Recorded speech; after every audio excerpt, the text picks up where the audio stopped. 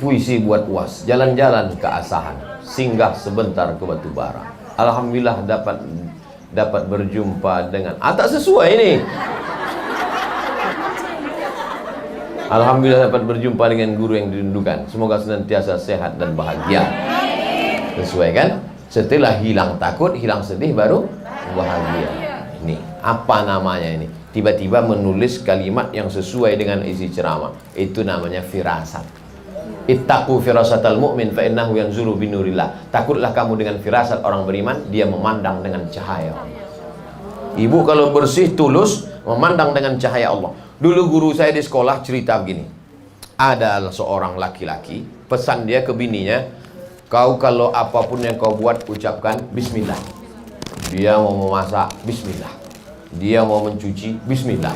Dia mau memandikan anak, bismillah. Rupanya lakinya ini agak jahat sedikit.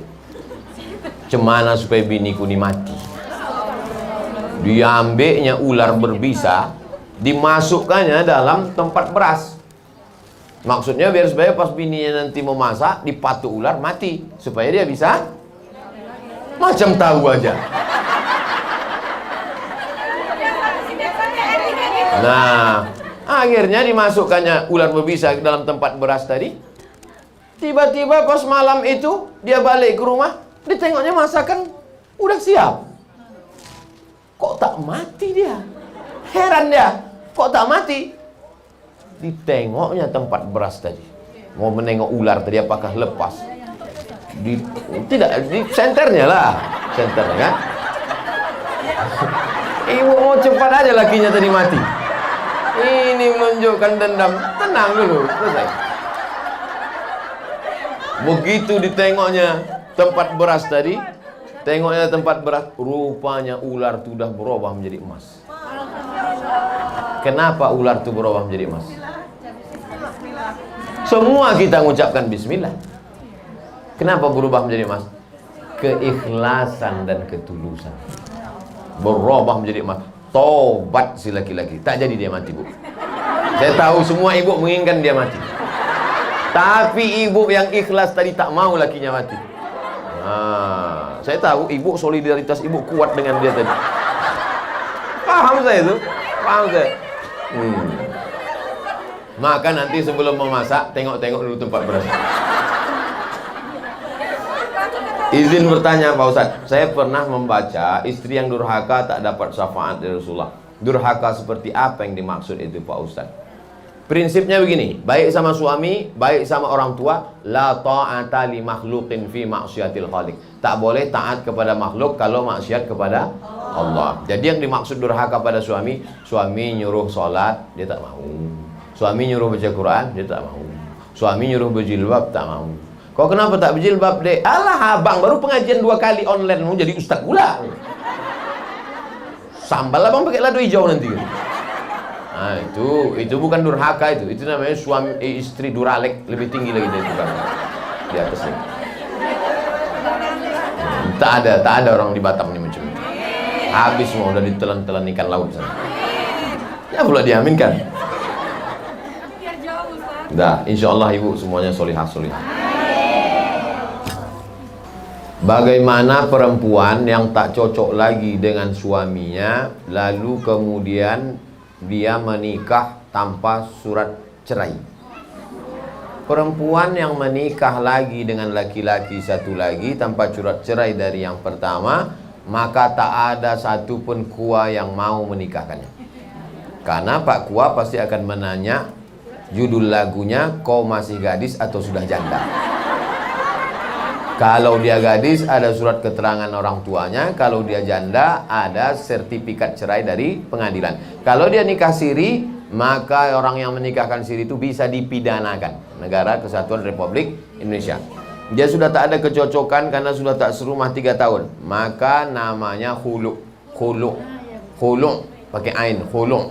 Si perempuan ini menggugat ke pengadilan. Tapi katanya kalau perempuan menggugat bergoncang tiang aras Pak Ustadz. Kalau laki-laki itu soleh, laki-laki itu soleh, baik, digugatnya. Kugugat dia Pak Hakim. Kenapa kau gugat? Nggak maco, kampungan. Nah, itu bergoncang tiang aras. Tapi kalau laki-laki tadi tak ngasih nafkah, memukul sampai biru-biru, kan banyak perempuan sekarang biru-biru matanya. Biru. Bibir pula bengkak macam Angelina Jolie. Entah ditinju kawan tuh. Nah itu, maka kalau begitu boleh dia menggugat.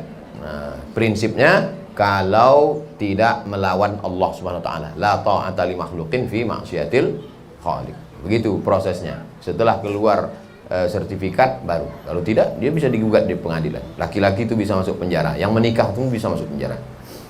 Karena kita negara hukum. Mohon nasihatnya Pak Ustadz, dalam kondisi COVID dengan kondisi ekonomi yang tak stabil, bagaimana menyikapinya dalam rumah tangga? Karena banyak. Itulah yang udah dibahas selama 1 jam tadi. Oh lah mak payahnya. Itulah yang kita bahas dari tadi. Nanti dengar sekali lagi di radioku. Nantikan dengar selalu ceramah para ulama kita melalui radioku Batam 104,7 FM. Like and share.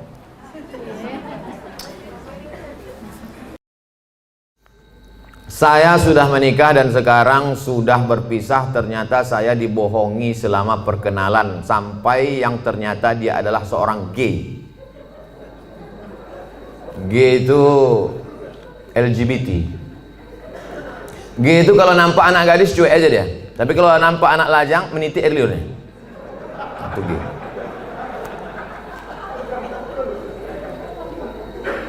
Yang paling banyak G ini di Thailand. Makanya di sana ada musabaqah G. Namanya Lady Boy. Muka lady, kaki boy. Yang paling hebat merubah buah-buah ini itu di Bangkok. Bisa dirubah orang itu, jeruk itu manis luar biasa. Bisa dirubahnya apel, bisa dirubah. Genetika tanaman bisa mereka buat. Bisa itu limau jeruk manis itu tak berbiji dibuatnya. Tapi yang lebih hebat, bisa orang pun tak berbiji dibuatnya. Itulah hebat. Luar biasa mereka. Ini gini. Oke, kita lanjutkan. Hati saya hancur Pak Ustaz. Jangankan ibu, saya pun ikut merasakannya. Coba, saya ini udah sampai pada level bisa merasakan perasaan orang lain. Bagaimana perasaan seorang perempuan, dianggapnya inilah akan menjadi imam dia. Ternyata pas disuruh jadi imam, bang kau jadi imam, aku aja lah. Gimana perasaan dia? Dah. Mohon Ustadz beri doa membuat hati saya tenang dan ikhlas atas diri saya. Adakah yang terjadi di dunia ini di luar kuasa Allah? Saya tanya sekali lagi. Adakah yang terjadi di dunia ini di luar kuasa Allah? Kalau ada yang mengatakan ada yang terjadi di luar kuasa Allah, berarti Tuhan itu dua. Ada Tuhan baik, ada Tuhan buruk. Berarti dunia ini tak pernah aman, karena Tuhan baik sama Tuhan buruk ini berkelahi. Lau kana fihi ma'alihatun illallah la fasadata. Seandainya di langit dan di bumi ini ada Tuhan selain Allah, maka sudah lama dunia ini hancur. Oleh sebab itu segala sesuatu terjadi atas kehendak dan kuasa Allah. Langkah, rezeki, pertemuan, maut, kuasa Allah. Itu maka kaca spion itu kecil dibuat. Kaca depan itu besar.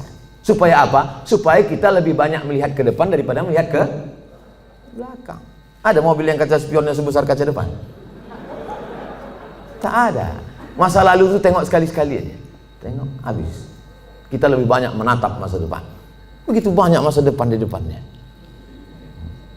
Yang senyum, tak pula bisa nampak mana yang senyum, mana yang tidak. Itu sedapnya ceramah musim corona nih.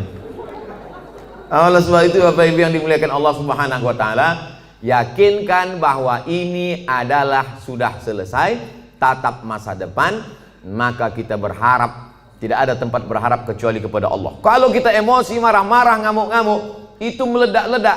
Marah itu apa definisi marah? Definisi marah itu adalah darah dalam jantung yang mendidih, menggelegak ke atas, mengamuk, mata memerah, bawaan emosi.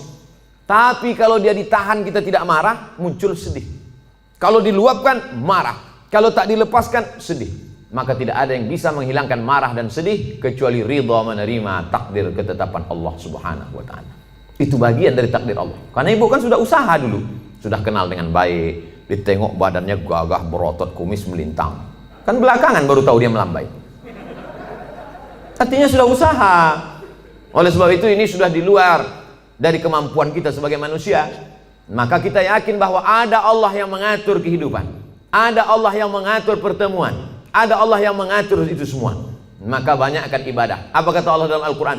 Falyabudu rabb hadzal bait. Banyak-banyaklah kau beribadah kepada Allah. Kalau kau banyak beribadah kepada Allah, at'amahum min ju'. Kalau kau lapar dikasihnya kau makan. Wa amanahum min khauf. Kalau kau cemas dihilangkannya rasa cemas dari dalam hatimu.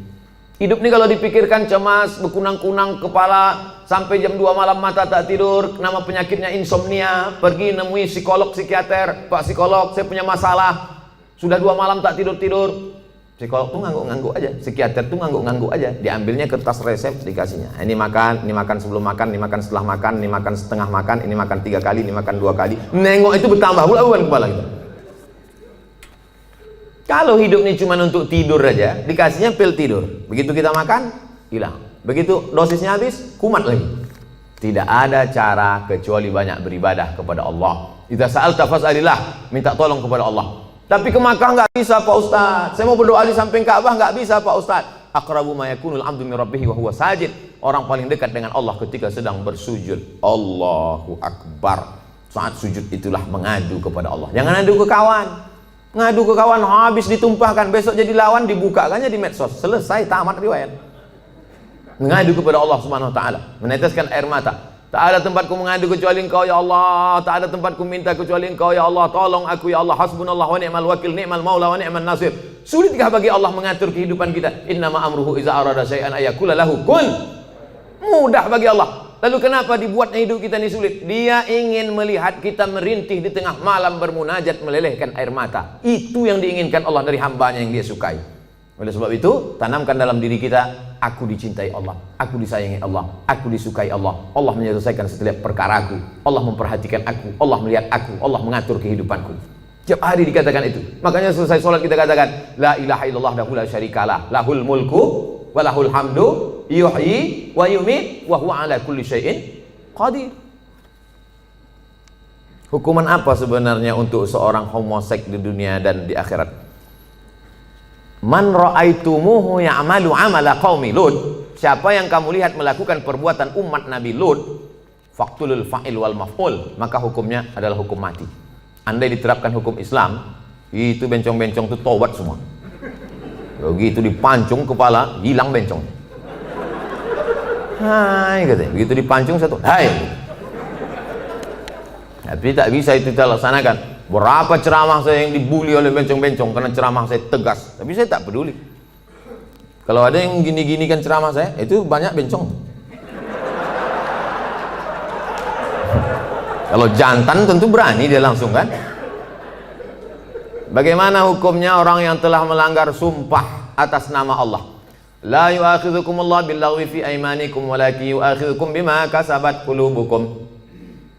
Fakaffaratuhu, kalau ada orang melanggar sumpah, maka cara menebusnya 3. Yang pertama, it'amu asyarati masakin, kasih makan 10 orang miskin. Au kiswatuhum, atau kasih 10 pakaian orang miskin. Au tahriru raqabah, atau membebaskan budak hamba sahaya. Kalau tak sanggup faman yajid, siapa yang tak sanggup fasyamu salasati ayyam, puasa 3 hari. Maka ibu jangan percaya kalau bapak ini bersumpah. Sampai mati mah nggak akan nikah lagi. Nah, puasa dia 3 hari, selesai.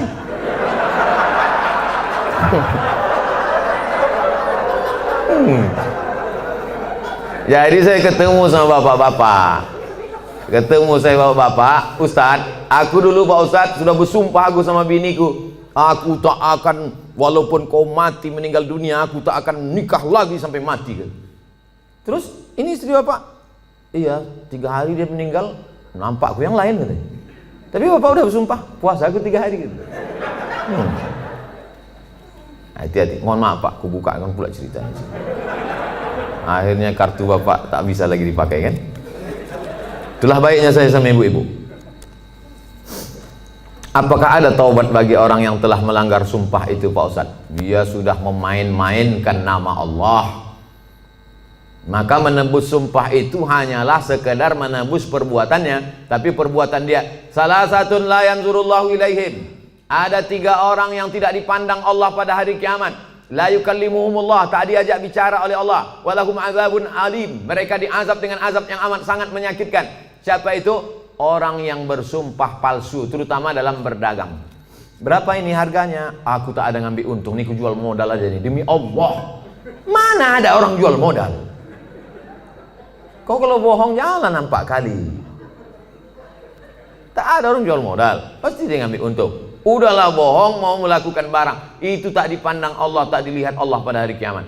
Apalagi yang bersumpah-sumpah itu, pakai Quran pula tuh di atas. Saya bersumpah akan menjadi PNS, bersedia ditempatkan di seluruh Indonesia dari Sabang sampai Papua, bersedia. 3 hari tempat sana, balik ngurus surat pindah. La ilaha illallah. Mudah-mudahan yang sudah bersumpah nih taubatnya diterima Allah SWT. Banyak juga.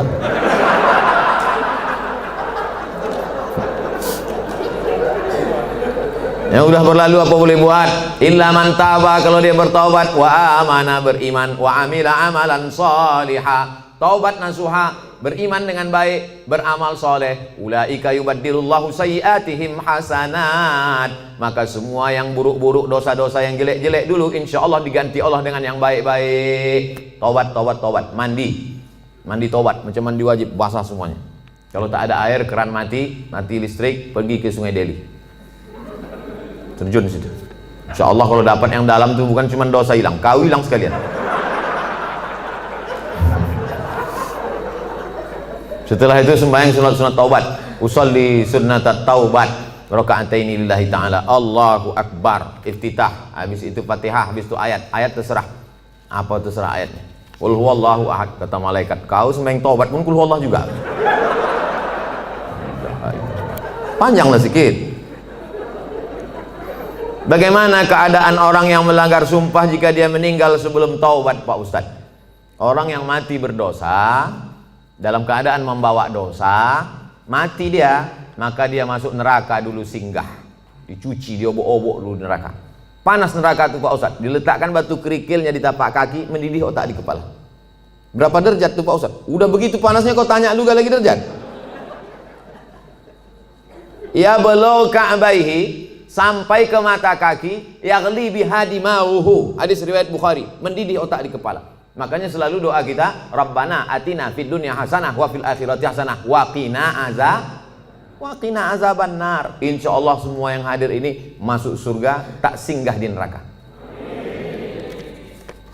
Bagaimana pandangan Ustadz ketika seorang pemimpin bertutur kata tak santun, tak bertata krama kepada bawahannya, padahal hakikatnya seorang pemimpin itu harusnya bisa menjadi panutan bagi orang yang dipimpinnya. Kalau kita tak suka, saya kebetulan tidak pimpinan, tapi dulu pernah juga jadi dosen. Satu semester itu kadang 10 kelas, satu kelas itu isinya 30 orang, jadi saya memimpin 300 orang. Jadi saya sampaikan di pertemuan pertama, adik-adik mahasiswa sekalian, saya ini orangnya tak suka marah-marah, ngamuk-ngamuk, caci maki, sumpah serapah. Saya punya aturan-aturan, nilai saya ambil 40% dari mid semester, 40% dari UAS, ujian akhir semester. Ini saya bagi ada 13 makalah. Pertemuan pertama tatap muka, perkenalan, orientasi. Pertemuan nanti berikutnya adalah presentasi makalah. Kalau kalian sedang tidak mood, sedang malas, jangan datang ke kampus, karena aku tak bisa menengok kalian main-main di dalam, main HP. Nah, saya kasih tahu, kalau kalian tak siap makalah, jangan kalian datang. Kalian buat izin, kalian bisa telepon saya, bisa kirim WhatsApp saya. Nah, kita kasih tahu dari awal. Kita yang paling tahu tentang diri kita, apa yang membuat kita marah.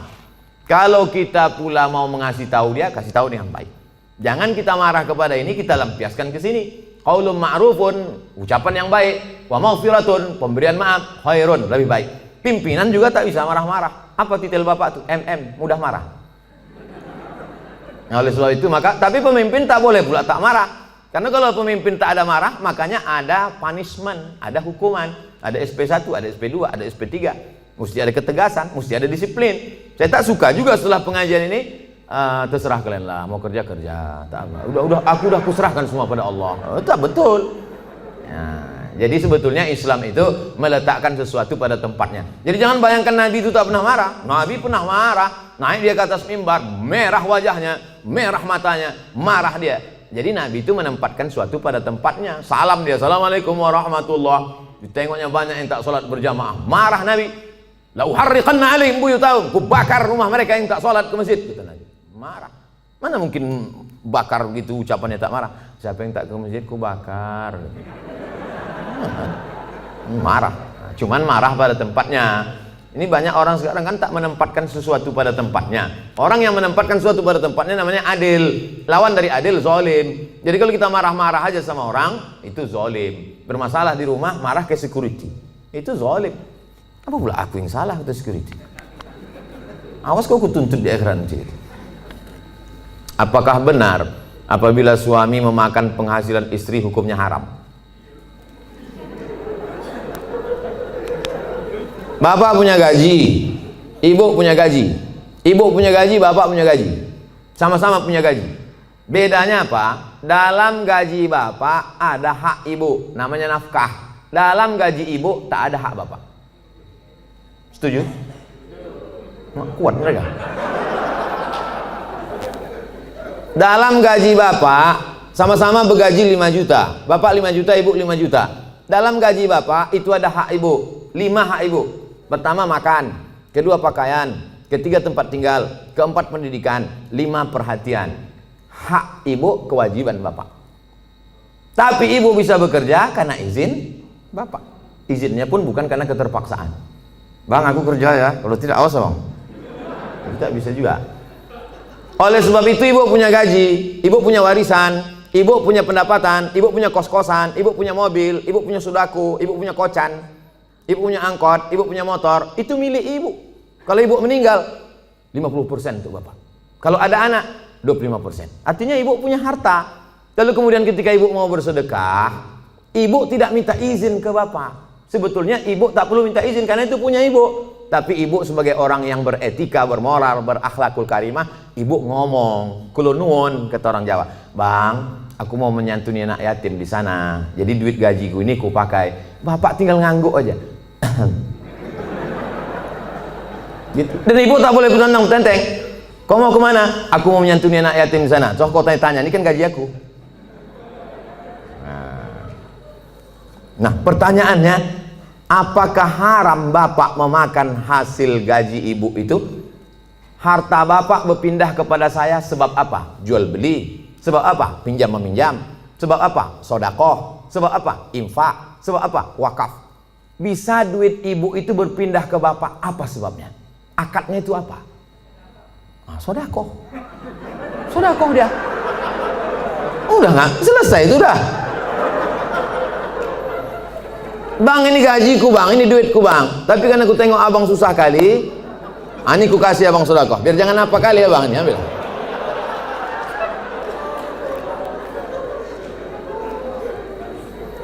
Assalamualaikum Ustaz. Semoga Ustaz sehat-sehat. Amin.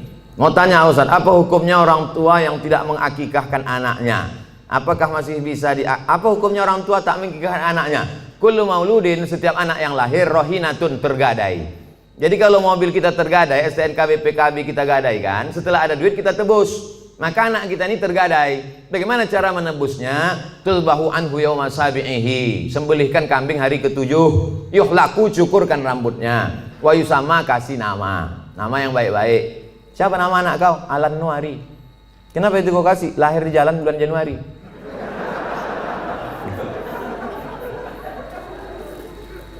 Kasih nama yang baik-baik, cukurkan rambutnya karena itu rambut kotor di dalam. Lalu kemudian sembelihkan kambing hari ke-7.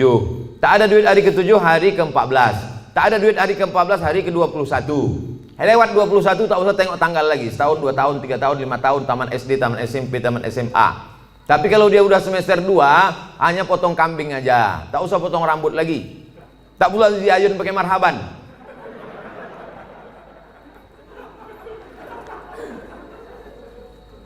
Apakah masih bisa diakikahkan setelah anak itu sudah besar Pak Ustadz?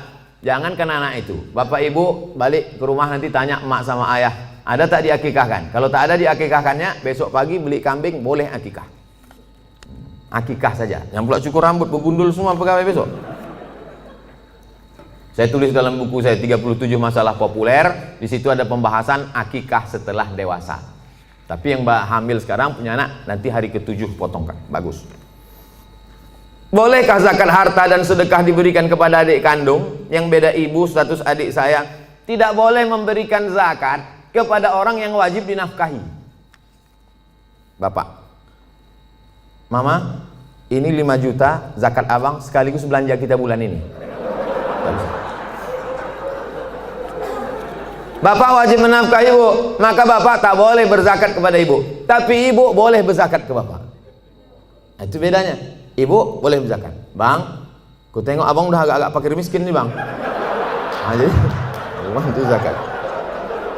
Tengok susah kali kau bang. Nah, ini pakailah ini. Ini gaji ku bulan ini. Ibu bergaji sebulan 10 juta. 1 juta 25.000, 2,5%. Jadi kalau 10 juta 250.000. Nah, ini zakatku bang 250, yang 750 ini sedekah. Adapun infak nanti ku tengok prestasi abang.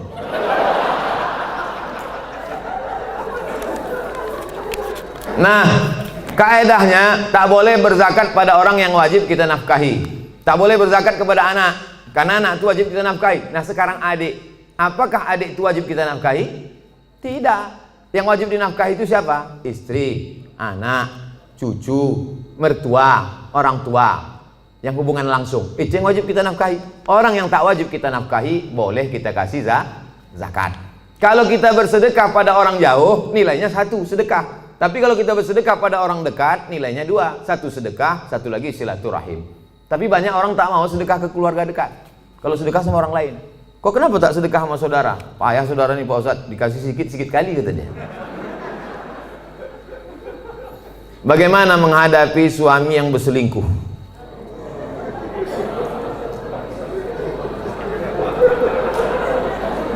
Udahlah dikasih zakat, berselingkuh pula. Ilaha illallah. Parah kali orang Medan ya.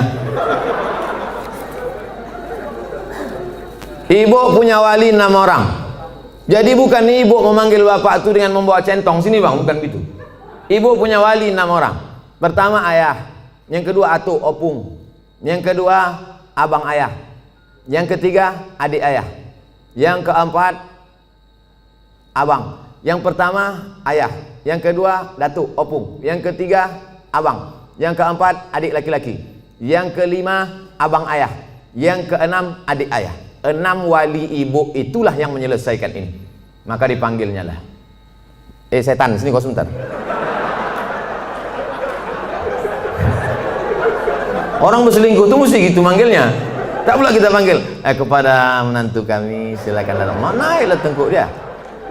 Kalau ada yang polisi, tentara situ, cabutkan pistol, letakkan di atas meja tuh, pang, letakkan, biar tahu dia. Walaupun tak ada pelornya. Ku dengar kau udah selingkuh. Kemarin tertangkap screenshot SMS. Ini dia kan, ini foto perempuan tu kan. Kau jangan macam-macam. Kau berhenti selingkuh. Kalau kau tak berhenti, jadi kasih dia mop, di mop dia sikit. Habis itu berhenti. Iya pak, aku stop nih. Ada berhenti dia. Tinggal lagi ibu. Mau ibu menerima barang second nih? Kalau ibu, kata ibu, Pak Ustadz, aku ikhlas menerima dia Pak Ustadz. Tak bisa aku berpindah ke lain hati Pak Ustadz. Terimalah dia. Tapi jangan sampai mulut ibu berkata bisa, tapi hati ibu tidak. Itu bahaya. Lain di mulut, lain di hati. Ada lagunya itu. Kalau ibu berkata bisa, katakanlah bisa. Tapi kalau katakan tidak, katakan tidak. Karena banyak perempuan berkata mulutnya bisa, tapi pas begitu jalan bersama terbayang dia selingkuhan siapa sih. Itu menjadi masalah. Hidup ini singkat bu. Hidup ini singkat. Jangan sampai gara-gara ini terpengaruh kepada sholat ibu, ibadah ibu, kerja ibu. Oleh sebab itu pikirkan baik-baik. Kalau bisa, bisa. Ambil waktu agak seminggu, 2 minggu, 3 kali Jumat. Aku berpikir dulu. Gimana? Selesai? Apa pendapat pandangan Ustadz terhadap pandemik COVID-19 yang sekarang terjadi dan bagaimana menyikapinya? Itulah yang kuceramahkan sejam tadi.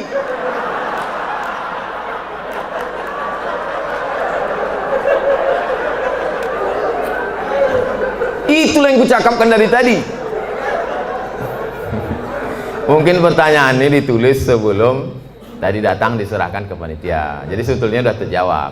Kalau tak terjawab juga, tinggal tonton aja Ustadz Abdul Somad Official Channel. Subscribernya udah 1 juta.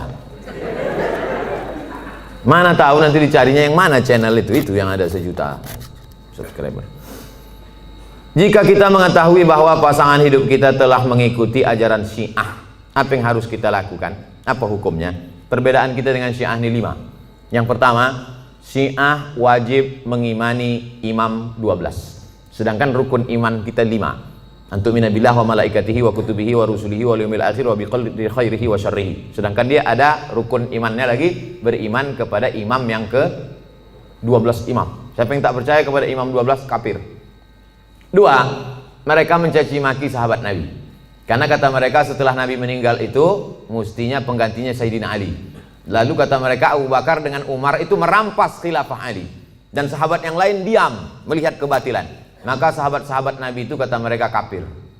Yang ketiga, kata mereka ada Quran yang disebut dengan Mushaf Fatimah, tebalnya 3 kali lipat daripada Quran ada kamu sekarang. Kenapa buktinya musabaqah tilawatil Quran mereka pakai Quran yang ada sekarang? Kata mereka sebelum Imam Al-Qaim mereka menunggu imam yang ke-12. Imam yang ke-12 itu katanya bersembunyi di Sirdab, di bukit di Irak, dalam terowongan. Itu mereka tunggu-tunggu belum keluar lagi. Nanti kalau keluar imam yang ke-12 itu dibawanya kitab yang asli, sementara yang asli itu datang pakai aja yang KW ini dulu kata dia. Yang keempat, mereka ada meyakini namanya taqiyah. Taqiyah itu kalau di tengah orang ahlu sunnah pura-pura dia ahlu sunnah. Kalau di sini banyak Muhammadiyah, pura-pura dia Muhammadiyah. Kalau di sini banyak Al-Wasliyah, pura-pura dia Al-Wasliyah. Kalau di sini banyak NU, pura-pura dia NU. Kalau di sini banyak ahlu sunnah dia bilang Sunni. Kau ini Syiah apa Sunni? Aku Sunni. Kalau kebetulan banyak Syiah, kau sunnah apa Syiah? Aku Syiah. Kalau kebetulan situ 50-50, kau sunnah apa Syiah? Aku Susi. Susi, sunnah Syiah. Yang kelima, mereka ini menghalalkan nikah mut'ah. Nikah mut'ah itu bagian dari akidah keyakinan. Mut'ah itu artinya enak. Mut'ah itu artinya nikmat. Nikah mut'ah itu nikah kontrak. Jadi boleh nikah kontrak. Aku nikah mut'ah sama engkau dari jam 5 pagi sampai jam 5 sore dengan mahar 50.000 tunai, sah. Dalam Islam tak boleh nikah mut'ah. Oleh sebab itu inilah perbedaan, 5 perbedaan menurut Syekh Ali Jum'ah, ulama besar. Kita berpegang teguh dengan ahlus sunnah wal jamaah. Kalau ada suami ibu atau istri bapak yang ikut golongan ini, ajak dia balik, bawa dia ke ketua MUI, bawa dia ke dokter Ardiansah Sekum MUI, supaya diceramahi dia, dibalikkan kepada ahlus sunnah wal jamaah. Karena tak mungkin bisa bersama. Antara NU Muhammadiyah masih bisa, antara Al-Wasliyah dengan Muhammadiyah masih bisa, karena masih sama ahlus sunnah wal jamaah. Apakah sah sholat jika kita tak tahu arti bacaan sholat tersebut? La sholat liman lam yaqra bi fatihatil kitab. Tak sah sholat kalau tak baca Fatihah. Apakah disyaratkan tahu artinya? Tidak. Tahu secara global saja. Allahu akbar kabira walhamdulillahi katsira subhanallahi bukratan wa asila. Tahu secara global. Apalah arti doa iftitah itu? Allah Maha besar. Selebihnya yang kau tanya aku, macam tak ada lagi pertanyaan lain. Nah, gitu cara jawabnya kalau kita tak tahu. Habis itu Fatihah. Fatihah secara umum tahulah kita. Alhamdulillah rabbil alamin, arrahmanir rahim, maliki yaumiddin, iyyaka na'budu wa iyyaka nasta'in, ihdinas siratal mustaqim, siratal ladzina an'amta 'alaihim ghairil maghdubi 'alaihim waladdallin. Ayat begitu juga. Qul huwallahu ahadun illahus samad lam yalid wa lam yulad wa lam yakul lahu kufuwan ahad. Jadi andai tak tahu artinya tetap sah. Tapi kita berusaha untuk tahu. Maka belilah Quran yang ada terjemahnya. Ada terjemahnya, ada tajwidnya, ada asbabun nuzulnya, ada tafsirnya. 250.000. Jangan tawar-tawar lagi. Harga sepatu 500. Sepatu yang menjaga tapak kaki dari tai ayam 500 harganya. Quran yang menjaga diri dari api neraka. Quran waktu akad nikah dulu diletakkan di ruang tamu dalam peti kaca. Setiap tamu datang ke situ macam nengok kucing. Mana yang lebih diutamakan, ibu atau istri? Ibu-ibu mesti berkata, aku milik suamiku, suamiku milik ibunya. Banyak yang mengangguk. Yang tak mengangguk ragu dia. Aku milik suamiku, suamiku ini milik emaknya. Ibu kenal bapak ini kan setelah dia kerja, setelah dia 22 tahun, setelah dia tamat, setelah dia kuliah, setelah dia punya duit. Dulu waktu tapak kakinya 2 jari, panjangnya sejengkal, kenal ibu sama dia? Mana kenal? Oleh sebab itu muliakan dia dengan memuliakan ibunya. Bapak juga begitu. Bapak muliakan ibu bapak di depan istri bapak. Kehormatan, kemuliaan. Adinda, ini emakku. Tak ada mantan emak, mantan bini ada. Oleh sebab itu maka ini tak bisa dibenturkan, jangan dilagakan ini antara emak dengan ibu ini. Oleh sebab itu maka ini masa lalu, yang ini masa depan. Maka insya Allah bapak ibu bisa menjaga. Waktu kemudian kita menyampaikan nanti waktu bapak punya anak perempuan, bapak sampaikan itu, hai anakku, kau perempuan, kau punya laki, kau punya suami, suamimu itu punya emak. 3 kali nak Nabi menyuruh berbakti kepada dia. Jangan sampai mak tua umur 80 tahun datang ke rumah, nak mintalah duit kau 50.000, mak belum makan lagi. Apa kata si abang tuh? Sebentar ya mak, aku tanya biniku dulu. Kalau ada bapak yang begini, insya Allah selamat dari azab kubur. Saking kan menderitanya udah di dunia. Nah, oleh sebab itu maka jangan benturkan antara dua ini. Karena dua ini perempuan-perempuan yang luar biasa. Emak bapak dicium tapak kakinya masuk surga, istri bapak, anak-anak bapak masuk surga karena dia. Maka mereka adalah perempuan-perempuan yang luar biasa insya Allah. Apa hukumnya debitur yang mau hijrah tapi masih memiliki kewajiban di bank dan hanya mau membayar tunggangan pokoknya saja, tunggakan pokoknya saja tapi tak mau membayar tunggakan bunganya? Laporkan dia ke polisi. Kau dulu waktu minjam duit ini tak tahu kau neraka. Sekarang giliran bayar baru kau bawa neraka. Ini kan negara hukum. Jadi bapak-bapak kan negara hukum. Kan dulu kan ada tanda tangan materi 6.000. Saya akan bayar pada tanggal sekian. Kalau tidak barang akan disita. Kalau tidak, nah itu. Jadi tak bisa dia berkata, saya tak mau bayar bunga. Bunga ini haram. Jadi dulu yang nanda tangan ini siapa? Hantu. Jadi saya kasih tahu sama yang mau hijrah-hijrah, kalau kau mau hijrah, kau bom. Kalau kau takut ini riba, ada aset yang bisa dijual, ada kos-kosan, ada tanah, jual, bom kan ke sini, bam, selesai tutup, baru hijrah. Begitu caranya. Tak ada yang bisa kubom Pak Ustaz. Kalau kubom ini meledak semuanya, Hiroshima Nagasaki ini Pak Ustaz. Kau bayar aja cicilannya sampai lunas, bayar sampai selesai. Begitu, karena kita tinggal di negara kesatuan Republik Indonesia yang dipakai adalah hukum konvensional. Oleh sebab itu maka sesuai dengan perjanjian, bayar selesaikan. Kalau bisa dibom, bom. Kalau tak bisa, lunasi cicilan sampai habis. Pak Ustadz, bagaimana caranya supaya saya bisa ikhlas dan sabar karena ditinggal anak meninggal saat usia 4 tahun dan sudah hampir 4 tahun dia pergi, tapi sampai saat ini perasaan saya masih sedih dan selalu merindukannya. Apa saya kurang ikhlas?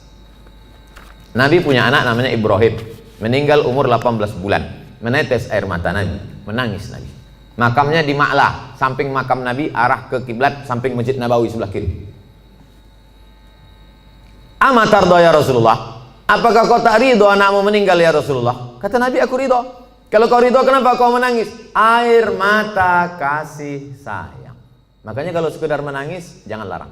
Kalau ada ibu-ibu menangis, kata Nabi, da'hunna, biarkan mereka Umar, biarkan mereka menangis. Yang tak boleh itu meratap itu, oh Allah, nggak boleh. Selama lidah tak bergerak, selama tangan tak bergerak, hanya tetesan air mata boleh. Tapi kalau sudah mulut bergerak, mengapalah anakku, kenapa tak anak dia?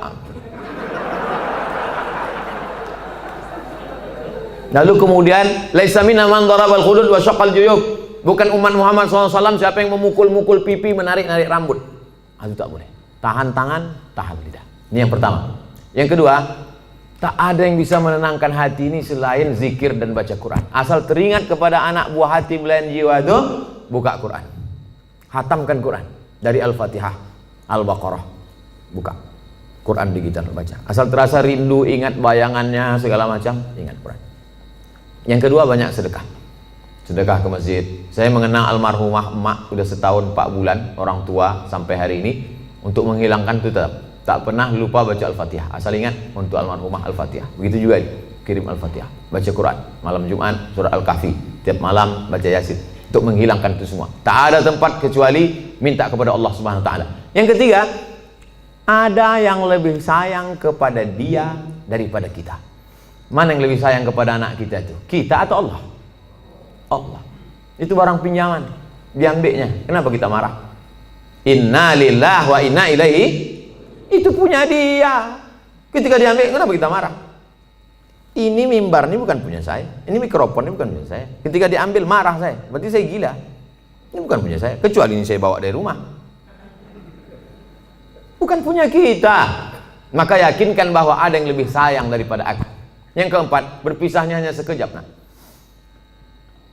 Nanti ketika anak ibu ini disuruh Allah masuk ke dalam surga, apa kata anak itu? Ya Allah, aku hanya mau masuk ke surga dengan yang pernah melahirkan dan membesarkan aku. Disitulah ibu mendapatkan syafaat anak. Syafaat Nabi ada, syafaat malaikat ada, syafaat Quran ada, syafaat penghafal Quran ada, syafaat ulama ada. Ada syafaat anak kecil, ditariknya ujung kain jubah ibu masuk ke dalam surga bersama dia. Anak kecil itu di dalam surga membawa nampan-nampan tempat air minum, menuangkannya lu'lu'il maknun. Mereka itu seperti permata berkilau cahaya terbang ke sana kemari. Dia menjadi pelayan-pelayan surga karena mereka tak ada dosanya sama sekali. Yang kelima, ada yang lebih tinggi daripada amal soleh, zakat, puasa, infak, wakaf, haji mabrur dan jihad. Apa itu yang paling tinggi? Ridha. Orang yang sudah masuk surga itu ditanya Allah, kalian sudah dapat semua kenikmatan surga, apa yang belum? Ada satu ya Allah. Apa itu? Ridhakah? Kata Allah, yang dapat ridhaku cuma satu. Siapa dia? Orang yang ridha menerima ujianku. Ibu ridha menerima ujian ini, sabar ibu, maka ibu adalah orang yang masuk ke surga bersama anak itu. Mudah-mudahan kita semua sabar menerima ujian Allah Subhanahu wa taala. Amin. Ala hadhihi niyyah al-Fatihah. A'udzubillahi minasyaitonir rajim. Bismillahirrahmanirrahim. Alhamdulillahirabbil alamin. Arrahmanirrahim. Maliki yaumiddin. Iyyaka na'budu wa iyyaka nasta'in. Ihdinas siratal mustaqim, siratal ladzina an'amta 'alaihim ghairil maghdubi 'alaihim waladdallin. Amin. Bagaimana cara menghadapi lingkungan tempat tinggal yang menganut kehidupan hedonisme? Yang pertama, faqidus syai' la yu'ti. Orang yang tidak punya sesuatu, dia tidak bisa memberikan sesuatu. Kita tidak bisa berefek terhadap lingkungan kita kalau kita tidak punya sesuatu itu. Makanya mahasiswa-mahasiswi dibekali 3. Akidahnya benar, ibadahnya benar, akhlaknya benar. Sehingga ketika dia keluar dari Polnes, dia bekerja di tempat lingkungannya dimanapun dia berada di seluruh dunia ini, Indonesia, di tempat itu nanti masyarakatnya hedonis, dia tidak akan terpengaruh. Kenapa ikan itu tidak asin walaupun tinggal di laut asin? Karena dia hidup. Kalau dia mati baru jadi ikan asin. Maka dihidupkan ruhnya, dihidupkan ibadahnya. Yang kedua, nanti dia dibiasakan berkomunitas. Andai dia nanti bekerja di sebuah perusahaan, di perusahaan itu masyarakatnya hedonis, sibuk dengan dunia, dia akan membuat sebuah komunitas. Saya ceramah di perusahaan anu, saya ceramah di PT Nikel, saya ceramah di PT Batubara, saya ceramah di PT Minyak Bumi. Ada saja sekelompok komunitas yang menghidupkan masjid, menghidupkan pengajian. Mereka inilah motor penggeraknya. Mudah-mudahan alumni-alumni Polnes ini menjadi penggerak dakwah di setiap daerah, insyaallah. Lalu kemudian, la tajtami'u ummati 'ala dhalalatin. Umatku ini tidak akan pernah menyatu dalam kesesatan. Begitu kata Nabi sallallahu alaihi wasallam. Wa may yartadda minkum 'an dinihi. Siapa di antara kamu yang meninggalkan agama ini, murtad dia, fasawfa ya'tillahu biqaumin, akan diganti Allah dengan sekelompok kaum. Yuhibbuhum, Allah mencintai mereka, wa yuhibbunah, dan mereka membalas cinta Allah. Mereka memperjuangkan agama Allah. La yakhafuna fillah laumata laim. Mereka tak pernah takut kepada caci maki, bully, buzzer, haters dan lain sebagainya. Saya pernah juga dihinggapi putus asa ketika melihat orang-orang yang diharapkan memperjuangkan agama malah bertumbangan. Saya sampaikan kepada salah seorang sahabat saya, dosen, profesor, Pak Prof, rasa-rasanya kita udah layak putus asa melihat umat hari ini. Kata dia, jangan. Mungkin batang kayu sudah lapuk, tapi pucuk-pucuknya yang masih hijau, kalau kita siram dia akan menjadi kayu-kayu yang baru. Dan pucuk hijau itu sekarang ada di Polnes, karena memang baju mereka hijau pucuk pisang. Inilah yang akan memperjuangkan memperbaiki hedonis, tidak menjadi asketis, tapi menjadi orang-orang yang moderat, wasatiyah insyaallah. Amin. Sebagai mahasiswa yang punya banyak sekali kegiatan kampus, bagaimana caranya tetap istiqomah kepada Allah? Ada kekeliruan cara berpikir. Dianggapnya kalau dia sibuk dengan kegiatan kampus, dia tidak beribadah. Karena yang dianggapnya ibadah itu adalah sholat duha, baca Quran, i'tikaf, ibadah. Sedangkan sibuk di kampus tidak ibadah. Padahal sejak dia dari mulai berangkat dari kampungnya sampai ke Samarinda di Polnes sampai pulang itu adalah ibadah. Man kharaja fi talabil ilmi, siapa yang keluar rumah untuk menuntut ilmu, fa huwa fi sabilillah, dia sama seperti orang berjuang fi sabilillah hatta yarji'a, sampai pulang ke rumah. Tapi jangan gara-gara ini 14 semester. Kau kenapa lama kali selesai? Jihad fi sabilillah. Enggak. Tapi itu kalau belajar ke Al-Azhar, Ustadz, fisabilillah. Enggak. Semua ilmu ini datangnya dari Allah Subhanahu wa taala. Hanya saja ada yang fardu ain, ada fardu kifayah. Ilmu agama fardu ain, wajib setiap individu. Karena kalau tidak benar akidahnya, tidak benar fikihnya, tidak benar ibadahnya. Adapun ilmu ini fardu kifayah. Siapa yang memperbaiki jembatan, memperbaiki bangunan, memperbaiki yang bersifat teknik ini kalau tidak orang-orang politeknik? Kalau diserahkan itu kepada Abdul Somad, idza wusidal amru ila ghairi ahlihi fantaziri sa'ah. Kalau diserahkan orang pada bukan ahlinya, tunggulah kehancuran. Tetap aktif di kampus, tapi jangan sampai melanggar aturan-aturan negara, melanggar aturan-aturan agama, maka itu bernilai jihad fisabilillah. Baca Qur'annya tetap, sholatnya jangan sampai tinggal. Bedakan antara ibadah dengan amal soleh. Sholat, ibadah. Baca Quran, ibadah. Zikir, ibadah. Tapi engkau di kampus menuntut ilmu, kau bekerja nanti, maka itu adalah amal soleh. Menghadap Allah melalui dua. Faman kana yarju liqa'a rabbih, siapa yang berharap berjumpa dengan Allah, falyamal amalan salihah, hendaklah dia beramal saleh. Wala yusyrik bi ibadati rabbih ahada, jangan persekutukan Allah dalam ibadahnya. Ibadahnya benar, amal solehnya benar, maka total 24 jam tidurnya amal soleh. Bismika Allahumma ahya wa amut, sampai bangun makannya amal soleh. Allahumma barik lana fima razaqtana wa qina azabannar. Di kampusnya amal soleh. Kalau dalam WC, toilet najis, tempat setan aja bisa bernilai amal soleh. Bismika Allahumma inni a'udzubika minal khubuthi wal khaba'ith, keluar dengan kaki kanan, ghufranaka, bernilai amal soleh. Yang penting ikuti tuntunan sunnah Nabi Muhammad sallallahu alaihi wasallam. Yang terakhir, bagaimana cara mengetahui paham-paham yang tersesat dari Islam agar saya termasuk orang yang baik dan tidak tersesat? Dalam skala negara ada namanya mufti Mesir Syekh Ali Jum'ah dulu, mufti Malaysia Profesor Dr. Zulkifli dulu, sekarang sudah berganti, sekarang jadi Menteri Agama. Di Indonesia tidak ada mufti, tapi ada Komisi Fatwa Majelis Ulama Indonesia. Maka Majelis Ulama Indonesia mengeluarkan 10 kriteria aliran sesat. Tulis di Google 10 kriteria aliran sesat, enter, screenshot, like and share. Kalau kena pasal-pasal itu berarti sesat. Untuk skala negara. Untuk skala kampus, kemana saya bertanya? Fas'alu ahla dzikri in kuntum la ta'lamun. Tanya orang yang tahu. Dosen agama Islam, Ustadz Abdurrahman. Ustadz Abdurrahman, dua saja. Kalau tak Abdurrahman, Abdul Somad. Nah, Abdul yang lain. Jangan pernah mikir sendiri, baca sendiri, renungkan sendiri, nyasar sendiri. Karena kita ini lemah. Saya dalam bidang teknik tidak menguasai, maka kemana saya bertanya? Ke Polnes, orang politeknik. Mereka yang paling mengerti tentang itu. Bidang medis, kedokteran, ya tanyalah orang kedokteran. Jangan kita sendiri ambil jarum suntik, kita suntikkan. Ini obat manjur dari Jerman, satunya 5 juta. Insya Allah anak ibu sehat. seminggu tidak sembuh. Komplain dia ke dokter. Kata dokter, ini obat impor dari Jerman harga 5 juta, kenapa anak saya nggak sembuh? Ibu buat gimana? Saya masukkan ke dalam bubur, saya suapkan ke anak saya. Salah, Bu. Saya kemarin kan saya bilang masukkan ke dubur.